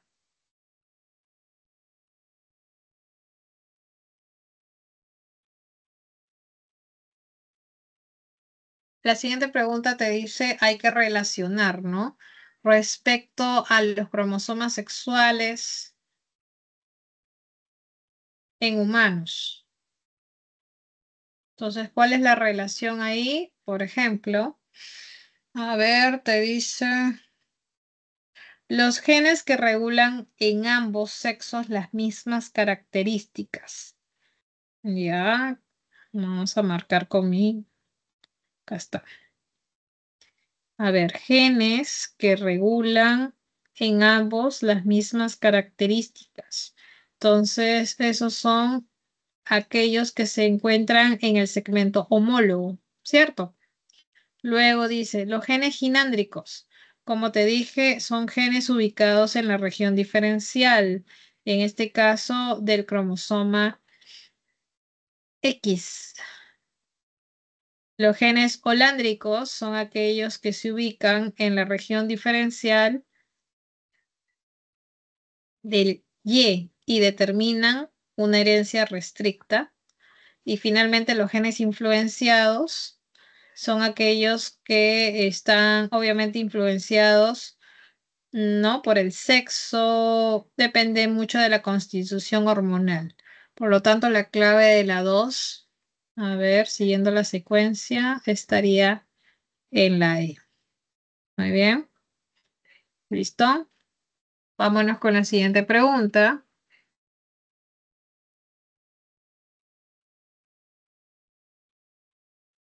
En la siguiente pregunta es la 3. Te dice, ¿no? Con respecto a la herencia ligada al sexo en humanos, es incorrecto, te dice. Es incorrecto afirmar, a ver, estamos hablando de herencia ligada. Los genes holándricos, en los genes holándricos se localizan en la región diferencial del cromosoma X. Los genes responsables, claro, de la herencia ligada, ¿no? Se encuentran en la región diferencial del cromosoma X, sí. Eso está bien. ¿Está determinado por genes ginándricos? Sí. Tanto mujeres como varones resultan afectados, claro que sí, porque ambos se heredan el cromosoma X. El daltonismo y, claro, la ceguera nocturna son ejemplos de este tipo de herencia. También añadir la hemofilia, sí, ¿no? Entonces, lo que es incorrecto es este de aquí, porque los genes holándricos se localizan en la región diferencial del Y, no del X, ¿ah?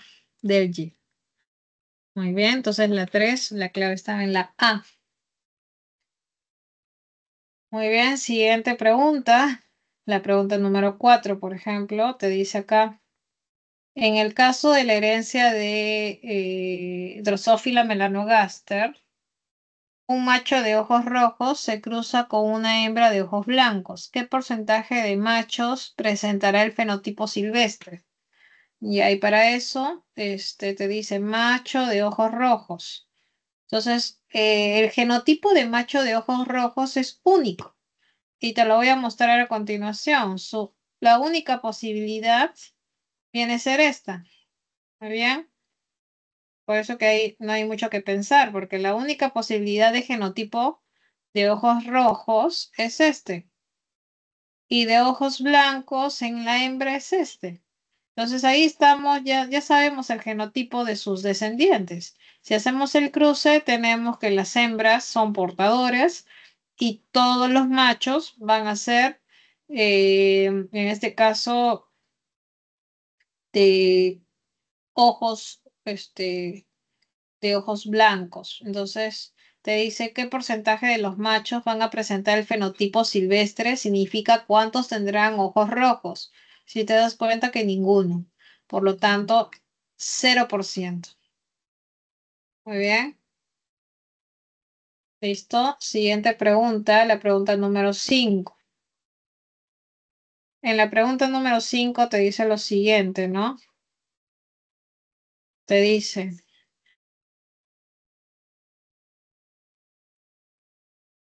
la herencia en el color, te dice por acá, de ojos en Drosophila melanogaster sigue un patrón diferente a las leyes mendelianas.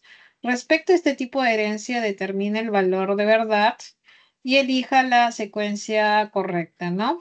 A ver, con respecto a la herencia de color, ¿este tipo de herencia es denominada ligada al sexo? Sí, eso es verdad. Entonces vamos a poner verdadero. Voy a cambiar de color. Acá, verdadero. Luego te dice, ¿este mecanismo de herencia fue estudiado inicialmente en humanos? No, fue estudiado inicialmente en Drosophila. ¿El gen que determina el color de ojos blanco en Drosophila melanogaster es dominante? No, falso, no es dominante, sino el rojo. En humanos, ¿el gen de la hemofilia tiene el mismo patrón de herencia? Sí, sigue una herencia ligada, entonces es verdadero. Por lo tanto, la clave está justamente en la C. Muy bien. ¿Listo? La clave es la C. Muy bien.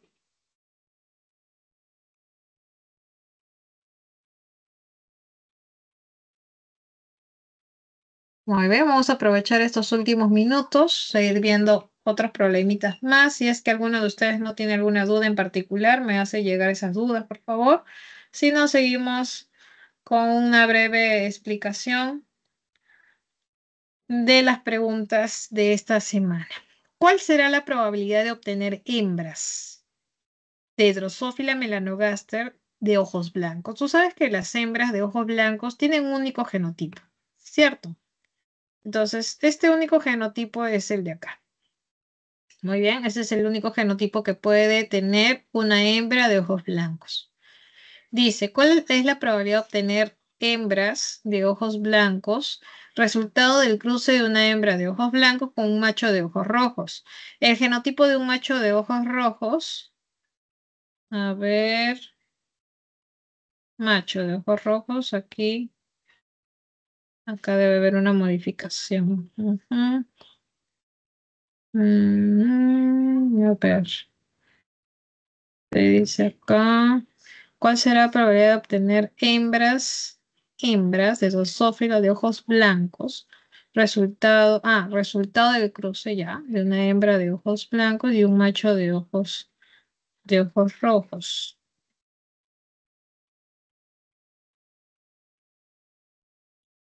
Ujú,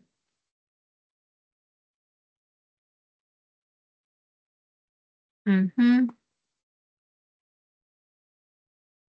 Claro, acá, acá hay que cambiar, pero igual el resultado no varía. El genotipo de ojos rojos es así. Ya. Y te pregunta por los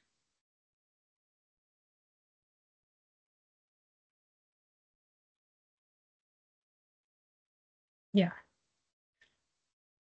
Entonces te pregunta por la probabilidad de hembras de ojos blancos.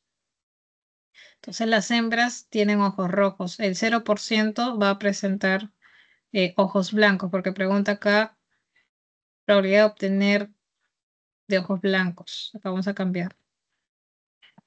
Blancos. Entonces es 0%. Por eso la clave está aquí. En la A. ¿Ya?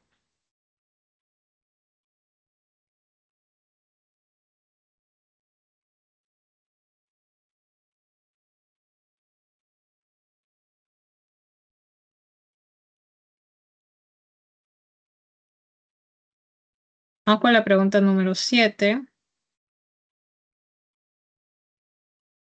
El síndrome de Down se debe principalmente a un exceso de un cromosoma autosómico. Específicamente, la persona en su cariotipo presenta 3 cromosomas 21. Entonces, ¿cuál sería la representación de la forma de de la fórmula de su cariotipo? ¿No? Considerando que es un varón con síndrome de Down. ¿Cuál sería la representación? Ujú. Entonces, la representación sería, a ver, es un cromosoma adicional, entonces tendría 47. Es un varón XY y el cromosoma adicional es el 21. Por lo tanto, esa es la representación de su fórmula cromosómica. ¿Muy bien? Vámonos a la pregunta número 8. Te dice a continuación que en la herencia holándrica, los genes que porta el cromosoma Y en su región no homóloga, o sea, en la región diferencial, son transmitidos a través de la línea masculina. Con respecto a este tipo de herencia, es correcto afirmar cuál sería correcto, dice. Solamente los varones van a resultar afectados. Eso es de acuerdo a lo que te expliqué hace un rato. Solo los varones resultan afectados. Muy bien.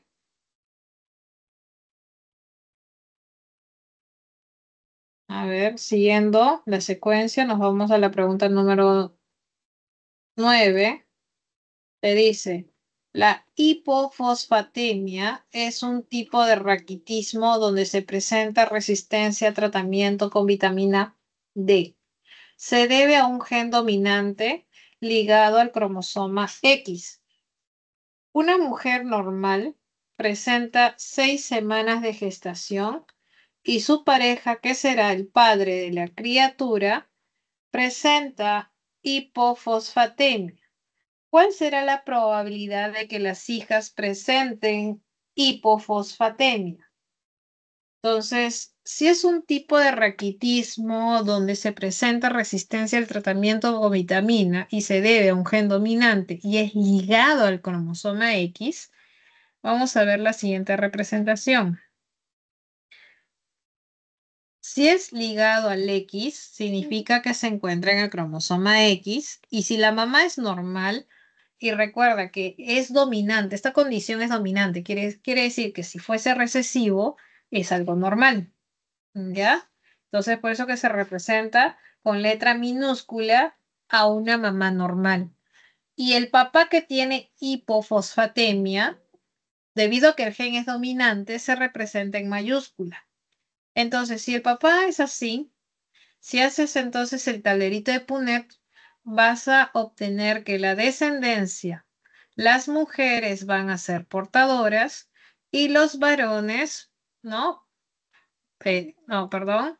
Las mujeres van a presentar en este caso la hipofosfatemia y los varones van a ser normales. Entonces, ¿cuál es la probabilidad de que las hijas presenten esta hipofosfatemia? Todas las mujeres, porque se restringe a las hijas mujeres, va a ser del 100%. Muy bien, todas las hijas mujeres presentarán. Entonces, la clave de la 9 está en la E. Muy bien.